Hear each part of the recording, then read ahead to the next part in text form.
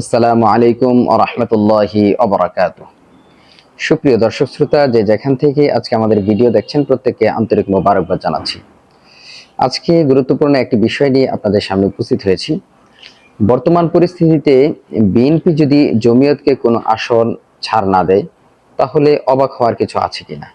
আমি মনে করি এখানে অবাক হওয়ার কিছুই নেই। কেন আসন ছাড় দিবে না, এটা বোঝার জন্য আমাদের দেখতে হবে বিএনপি কেন জমিয়তকে আসন ছাড় দেওয়ার জন্য রাজি হয়েছিল।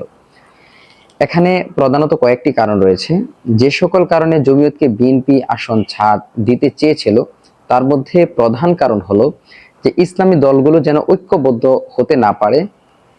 এই বিষয়টা জমিয়তের সাথে অথবা ইসলামী অন্য রাজনৈতিক দলের সাথে আপোষ করে, সমঝোতা করে বিএনপি এই ফায়দাটা নিতে চেয়েছিল, যে তারা যেন ঐক্যবদ্ধ না হতে পারেন। ঐক্যবদ্ধ যদি না হতে পারেন, তাহলে সাধারণ জনগণের মধ্যে যে বিভক্তি তৈরি হওয়া আলেমদের ব্যাপারে বা ইসলামী রাজনৈতিক দলগুলোর ব্যাপারে, যে ওরা ঐক্যবদ্ধ হতে পারছে না, সুতরাং তাদেরকে ভোট দেওয়া যাবে না, এই ফায়দাটা নেওয়ার জন্য বিএনপি চেষ্টা করেছিল জমিয়তকে তাদের নিয়ন্ত্রণে নিয়ে, যেন উলামায়ে কেরাম বা ইসলামিক দলগুলির মধ্যে ঐক্যবদ্ধ তারা না হতে পারেন।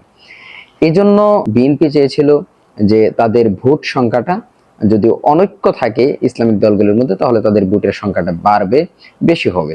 এই একটা কারণ ছিল বিএনপির। জমিয়তকে দিয়ে এই কাজটাকে উদ্ধার করার জন্য তারা চেয়েছিলেন। দ্বিতীয় আরেকটি কারণ হতে পারে যে সাধারণ জনগণের কাছে বিএনপির যে ভোট চাওয়া, এটা তাদের জন্য খুব সুবিধা হতো যদি ইসলামিক কোনো দলকে তাদের নিয়ন্ত্রণে রাখা যায়। যেমন নাকি তারা যখন নাকি ভোট চায়, তখন জনগণের সম্মুখে তারা অনেক প্রশ্নের সম্মুখীন হন। তখন তারা আলেম ওলামা, পীর মাশায়েখ তাদের সাথে আছেন এবং বড় বড় বুজুর্গানে দিন, বড় বড় দলগুলি তাদের পাশে আছে। এই বিষয়টা তারা ইতিপূর্বে ভোটের মাধ্যমে ভোট প্রচারণার সময় তারা সেটাকে ব্যবহার করেছে। এখন সেটা তারা আবার ব্যবহার করার মতো একটা সুযোগ পেত। এই উদ্দেশ্যটা বিএনপির থাকতে পারে। এখন কথা হলো যে জমিয়ত কি বিএনপিকে এই সুযোগ করে দিতে পেরেছে? আমরা এটাকে বলবো না। এই সুযোগ বিএনপিকে একেবারেই করে দিতে পারেনি। বিশেষভাবে বিভাগীয় সমাবেশ, যে ইসলামিক দলগুলির ৮টা দল মিলে যে বিভাগীয় সমাবেশ তারা করলো, সেই সমাবেশের দিকে তাকালে বোঝা যায় মানুষ জমিয়তকে ছেড়েই ঐক্যবদ্ধ একটি প্ল্যাটফর্মে চলে এসেছে। জমিয়তের খুব বেশি ভোট বাংলাদেশে আছে বলে আমাদের মনে হয় না।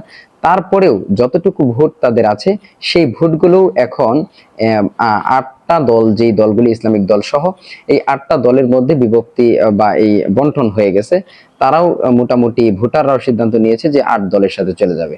তাছাড়াও জমিয়তের নেতা কর্মী যারা আছে, তাদের বিব্রতকর বক্তব্যগুলি খুবই দৃষ্টিকটু মনে হচ্ছে, যা বিএনপির নিজস্ব ভোট আরো কমিয়ে দিতে পারে। এমতো অবস্থায় দলটি কেন তাদের আসনকে ছাড় দিবে বা জমিয়তকে কেন দিতে যাবে?